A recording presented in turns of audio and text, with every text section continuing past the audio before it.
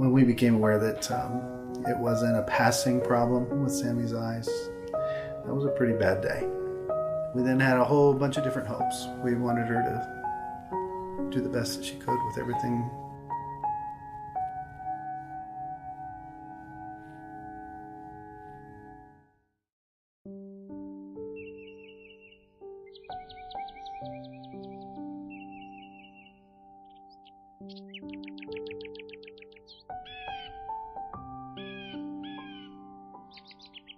My name is Sami Stoner. I'm 19 and I'm from Lexington, Ohio. I have Stargardts Disease. It's a macular degeneration that happens in kids. For the most part, it mainly affects your central vision. The peripheral is pretty much fine.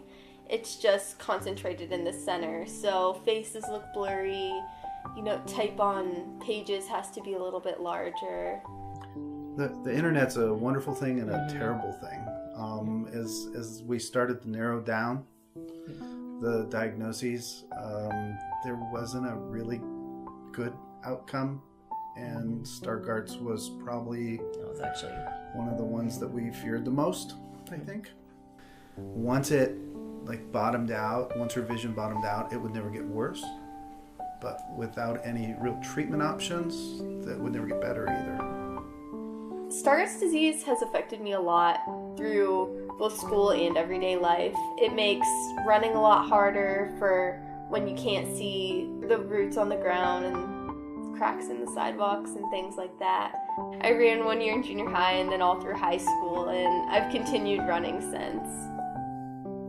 I really did want to continue running after I was diagnosed.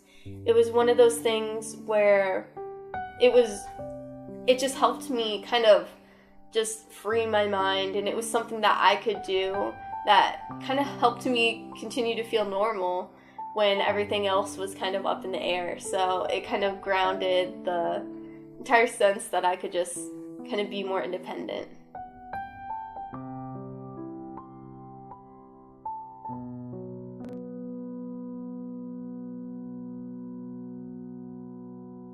We never thought that we always thought guide dogs were for totally blind individuals.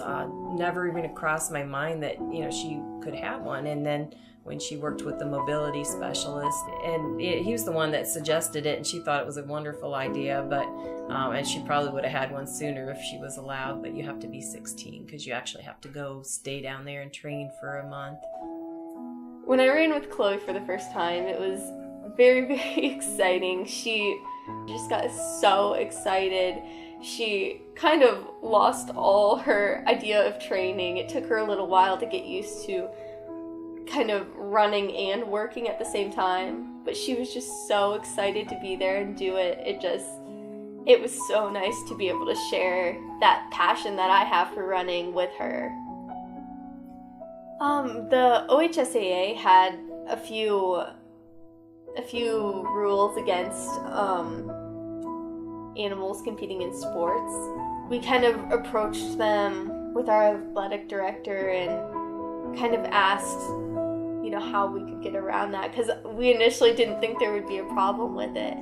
And after a few no and going back and no and going back, they came up with a list of stipulations, like starting 30 seconds behind everyone else, so Chloe doesn't impede other runners and no other runners can impede Chloe as well. So we found those stipulations and they decided to give us a chance, and we actually got approved the night before the race. I had broken my personal best time while running with Chloe, and it was a great feeling. I think we were both just so excited to be out there and be able to run. It's just a great feeling knowing that she's your second half. She's an incredible dog. The biggest lesson I've learned is to just never give up. There's almost always a way to get where you want to be and do what you want to do. Sometimes you just have to kind of go about a different way of finding it.